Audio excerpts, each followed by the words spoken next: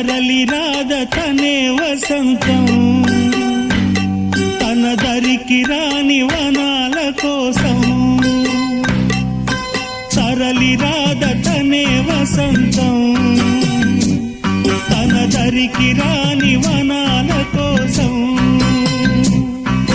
గగనాల దాకా అలసాగకుంటే మేఘాల రాగం ఇలా చేరుకోదా తరలి రాద తనే వసంతం తన దరికి రాని వనాల కోసం